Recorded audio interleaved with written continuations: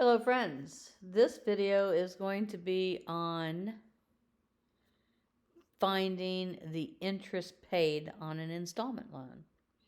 So let's look at question 5. I'm going to make this a little bit bigger.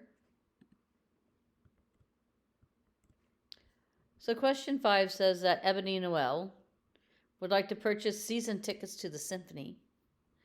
The season tickets cost $1,423.85.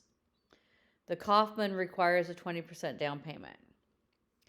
So the amount of the down payment, we're going to take $1,423.85 and we're going to multiply it by the percentage rate, which is 20%, which means this person is going to pay $284.77 to the Kaufman as soon as they order their tickets.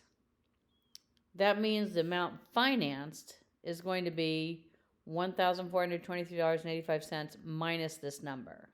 Now, if you don't remember these, you have them, you've been doing them already, but they're right here on this page of the notes. So we just did this for the down payment.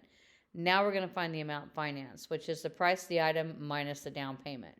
Now, I have the down payment here, so I'm just going to subtract the price of the item, which was $1,423.85, and I'm just going to ignore the negative sign I get because I really put in the problem backwards, but I did that because I already had this number here. So anyway, we're going to finance $1,139.08. Think of it this way. Something cost you $1,400. You paid almost $300 for it. That means you're about $1,100 short.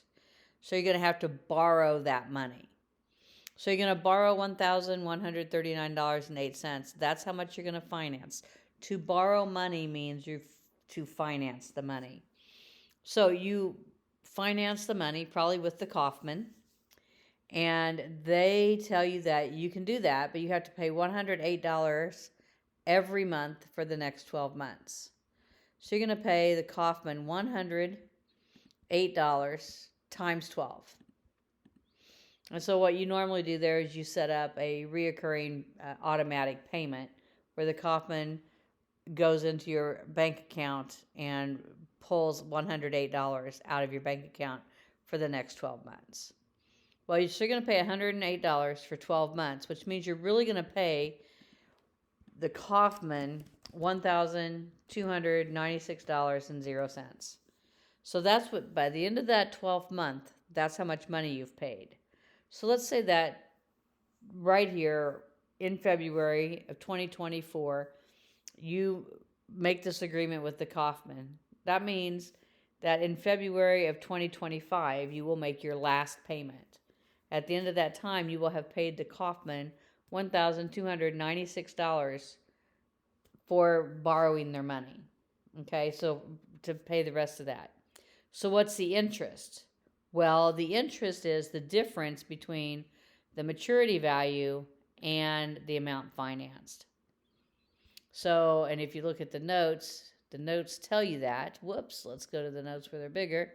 The notes tell you that the interest is the maturity value minus the principal, or minus the amount financed. I should probably add that in the notes, the word amount financed right there. I probably will do that before you guys see this. So we're going to take $1,296 and subtract how much money we borrowed. So we borrowed $1,139.08. So what did we overpay? We overpaid $156.92. So the interest, or the cost of borrowing money, was $156.92. So because you couldn't purchase the tickets outright at the very beginning, you actually ended up paying $156.92 extra because it took you a year to pay for the tickets. Okay? And so that's going to be, so let's do this real quick.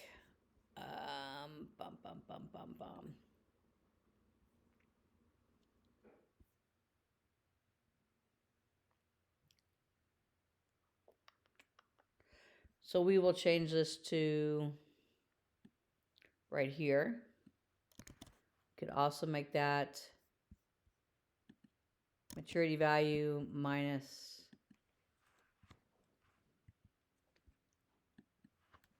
amount financed. Let's call that amount, whoops, all capitals, amount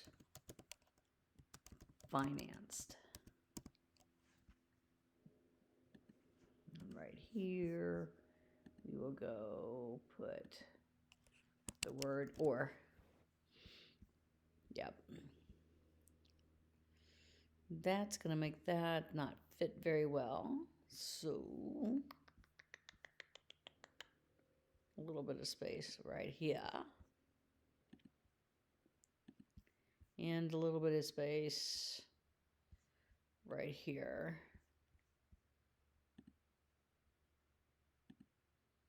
Yep, there we go.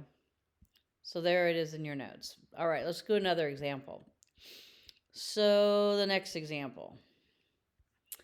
Roxy Sternberg needs to replace her dishwasher. There's that dishwasher again. She pays $700. The dishwasher she wants to purchase is $799, and they require a 25% down payment. So we're going to take $799 and we're going to multiply it by 25% to find out that Roxy has to be able to give the business that she's purchasing this from $199.75. So she has to be able to pay that before she gets to take the dishwasher home with her. Now, she wasn't able to pay for the entire thing outright, so she needs to finance. What does she need to finance? She needs to finance $599.25.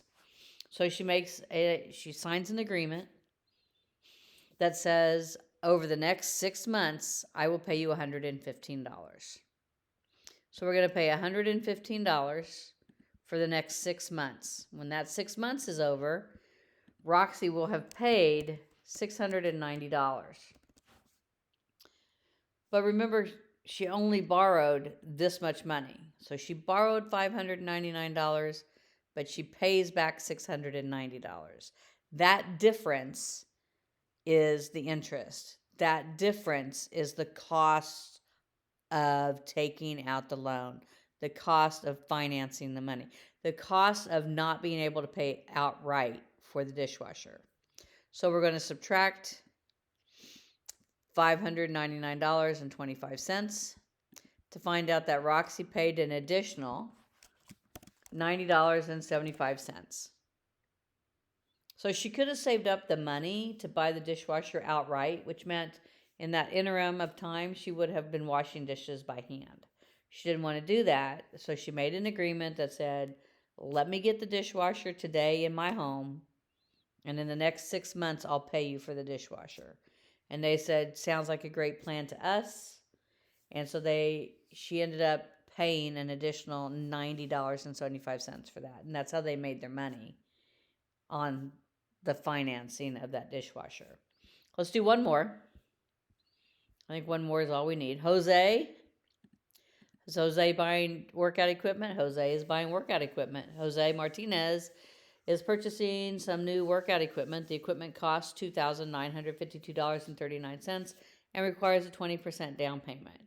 So Jose goes to the store. He picks out his workout equipment. He wants to buy it, but he doesn't have enough money. So they're going to request 20% down payment. So we're going to take $2,952.39, and he is going to pay them 20% of the price right now. So he's going to pay them $590.48. So that's what he's going to pay them up front. He's going to give them $590.48. They are going to give him the equipment along with the contract, and they're going to sign a contract saying that he still owes them the balance. So we're going to subtract $2,952.39. So he still owes them $2,361.91. That's how short he is. He didn't have enough money to buy it outright. How much was he missing? He was missing $2,361.91. So they make a contract. Jose signs a contract with the company, And the company says, Jose, you're going to pay us $150 for the next 18 months. So Jose is going to pay $150 for the next 18 months. So how much is Jose paying? When it's all said and done, Jose will have paid $2,700 for the $2,700 in the maturity value. Okay, so he's paid them back $2,700. But he only borrowed $2,300. So he overpaid. He paid because he took the equipment home today, and then he kept their money and their equipment for 18 months. So by the time he finally ended up paying them back, he paid $2,700. So he paid back more than he borrowed. How much more? $2,361.91. He paid $338.09 more than he borrowed. 338.09. So that was the interest. That was the price of borrowing the money. That's what they charged him because he couldn't pay for the equipment outright. So they charged him $150 for 18 months, which made them interest of $338.09. So that is how you find interest, my friends. Have a great day.